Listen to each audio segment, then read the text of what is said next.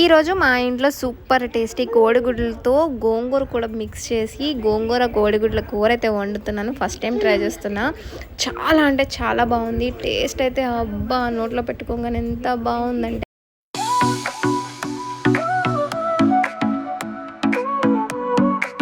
నేనైతే ఒక 2 కట్టల గోంగూర అయితే తీసుకున్నాను. గోంగూర తీసుకొని ఇట్లా మంచిగా ఆకులన్నీ వలిచేసుకొని నీట్గా ఒక 3-4 టైమ్స్ కడిగేయండి. లేదు అంటే ఎక్కువ ఇసుక ఉంటుంది కాబట్టి ఇసుక తగిలితే కర్రీ పడిపోతుందిగా. సో మంచిగా అయితే మనం వాష్ చేసుకోవాలి.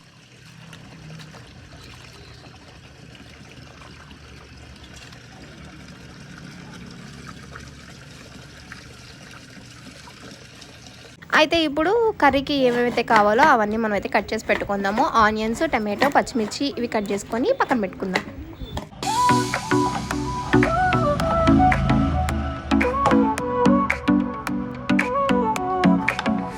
ఇప్పుడు స్టవ్ మీద బాండి పెట్టుకొని అందులో మనం ముందుగా వాష్ చేసుకున్న గోంగూర ఉంది కదా, ఆ గోంగూర, ఉప్పు, కొద్దిగా వాటర్ అండ్ పచ్చిమిరపకాయలు వేసుకొని మంచిగా మగ్గించేసుకోవాలి.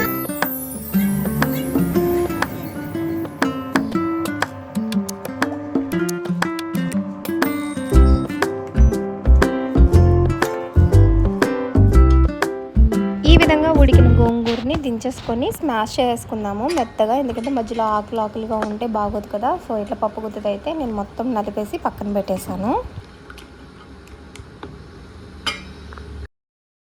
మళ్ళీ పొయ్యి మీద బాండి పెట్టుకొని అందులో కొద్దిగా ఆయిల్ వేసుకొని అందులోనే ఉప్పు, కారం, పసుపు వేసి మంచిగా మిక్స్ చేసిన తర్వాత ఉడకబెట్టిన గుడ్లు ఉంటాయి కదా, ఆ గుడ్లు కూడా వేసుకొని మంచిగా ఫ్రై చేసుకుందాము.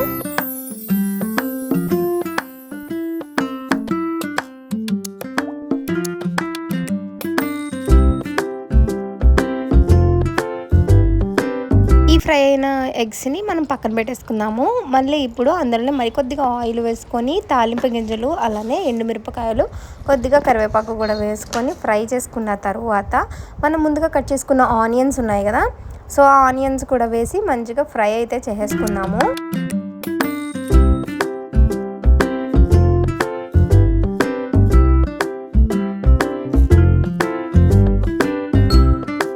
ఉల్లిపాయల మధ్యలోపు మనమైతే ఒక మంచిగా స్ట్రాంగ్గా ఒక కాఫీ అయితే తాగేద్దాం.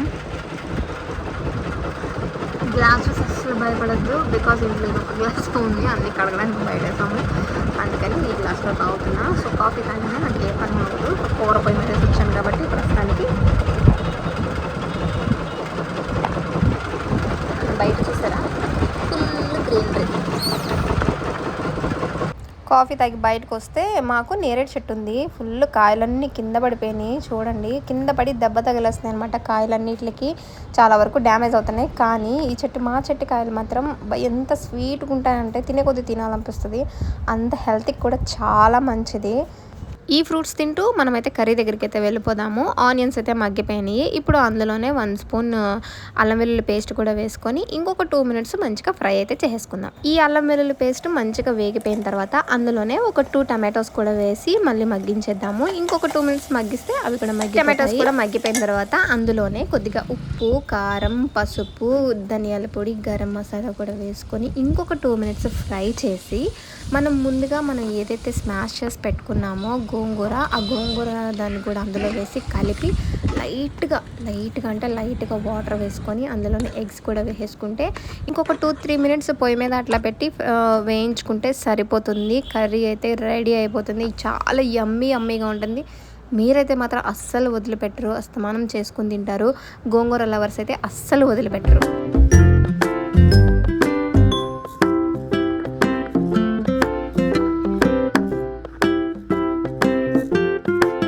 మా వాడు ఈ కర్రీ తిని ఏం చెప్తాడు. కూర ఎలా ఉందమ్మా? అబ్బో, నచ్చిందా బాగా? ఏంటి రోజు మంది కూర?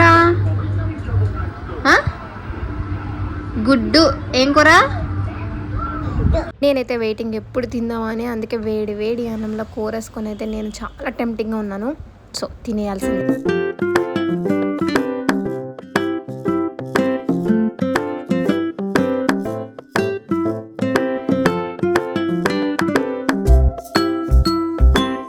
నిజం చెప్తున్నా, గోంగూర లవర్స్ అయితే అస్సలు వదిలిపెట్టరు. అంత బాగుంది అసలు, నోట్లో పెట్టుకోగానే అబ్బా బాబా ఎంత బాగుందో.